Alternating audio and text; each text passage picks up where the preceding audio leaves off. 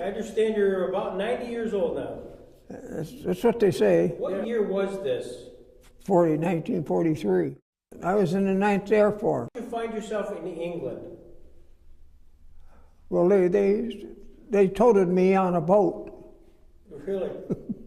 You zigzag over? Yeah, on the Queen Mary. We landed in Greenock, Scotland. Yeah, yeah. We traveled by ourselves, no convoy, too fast. I got transferred into this here outfit here. Okay. After I got overseas, I was in the 442nd Troop Carrier Group, and then they needed to build this one up, and the 315th, and so they picked up guys all over around to make full strength in the 315th. Well, I did different things.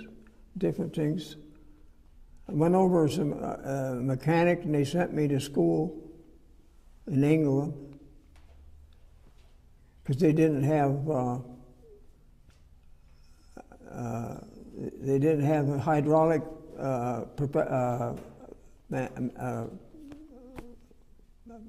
capabilities, so they sent me to school in England to our Royal Air Force engineers taught us.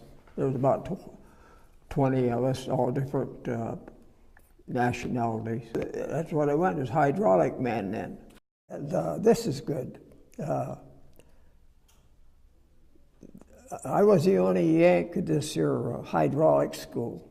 There's about 20 of us, and we stayed in like a mansion to live in, and our quarters.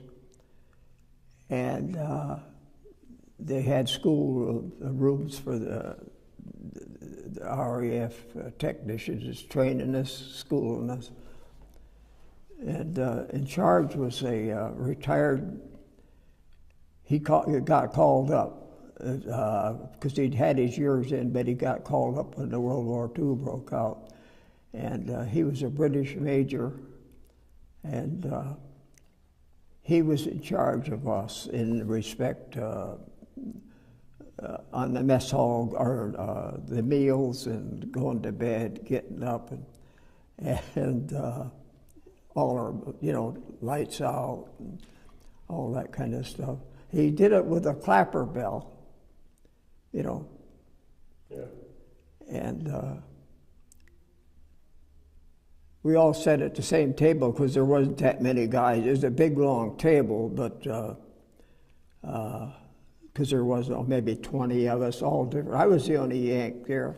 Anyway, I took the clapper out of the bell because he was ringing it to get up, go to bed, dinner's ready. And I took the clapper out of the bell. And he gets up that morning there to clapping the bell there, and there's no clapper in there. He lined us all up. Of course, he didn't know. And he lined us all up in a row, whatever nationalities they were, back and forth, just a ripping. He said, that clapper better be back in that bell.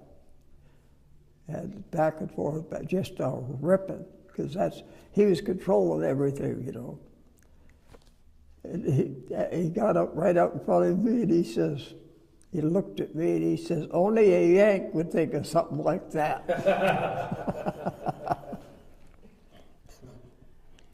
But he couldn't prove it or anything, but he says, I'm not going to search around and look for it. He says, but it better be back in there. So during the day or sometime I stuck it back in. He kept it up on a certain shelf. When he wasn't around, I stuck it back in again. The planes that you were working on. C-47s. And the C-47s? Cargo. It's cargo.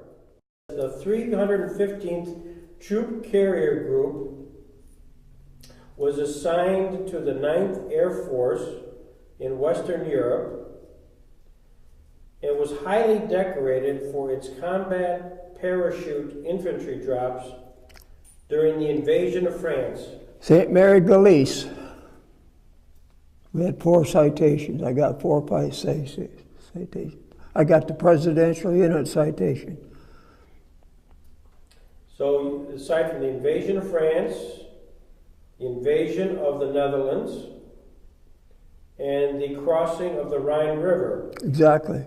From what I can understand, that at St. Mary's Gallice was one of the most successful. A lot of them got really goofed up. It got them dropped in the channel, and we took over a German's headquarters there in France. It was in pretty good shape. The German headquarters building, and I was in a little advanced outfit, and I took the boards out of the building and a floor in our tent. And when the officers come to go in their building, there was no floor. And they come back and they saw my tent with the floorboards and stuff. They said, "There it is." Nice. Yeah, that was kind of funny. Quite important when the English army called in for, they were running out of ammunition, and in Belgium, wanted to know if we could get a load in with our airplane, and make it up toward the front. We landed in a field with just like a pasture out of Belgium. Brussels was still smoking. They put down like fence wire down on the ground to help us for when we landed. It helped a little bit.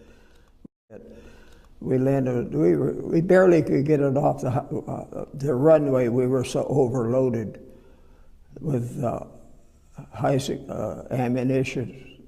They said almost a .22 rifle would bring you down. They said the Germans is mimicking our numbers. Like, well, just an example, we put a 6 on. They'd do the same thing. They'd have planes go over spotting what was on, and they'd put a 6 on there so they could mix us up. So what we did, we see them, they kept doing that. So what we did one night, we went out at night with flashlights and lanterns and stuff, and put one night and put our numbers on so they wouldn't see them. Yeah, we changed our numbers. Yeah. Of course, I was in London when the Germans were rocketing in London. Really? Oh yeah, yeah. What was it like? Oh, run for an air raid shelter. That's what it was like. Did you hear sirens? Yeah, we had sirens on our base also, but in the English, they had, oh yeah, the people were running all to the shelters. Yeah, well, that's when they used, they used like an airplane with the bombs, and then they come in with the rockets.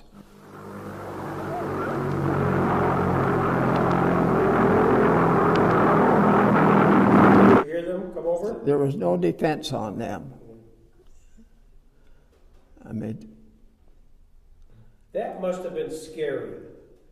It was for the people. I think they lied to the people at first, because I think they told them sewers were blowing up or this or that, because they were used to bombs from conventional airplanes or something. But to have something like this, all of a sudden there goes a building and them rockets coming in. Yeah, that's bad, bad, bad. Niece asks you about World War II and your experiences there. What do you tell her? What do you tell your niece? I never talked about it. When I took my uniform off, that was it, till just about a year or so ago. That was it. Thought we were breaking in a new pilot, and I was standing in between, you know, and I looked down there in the plane, and I see the controls were made in Corey, my hometown. My God. There's a big nameplate on that. Yeah, that was good. Yeah, That is terrific. yeah. Small world. That was good. Yeah. That made a guy feel good.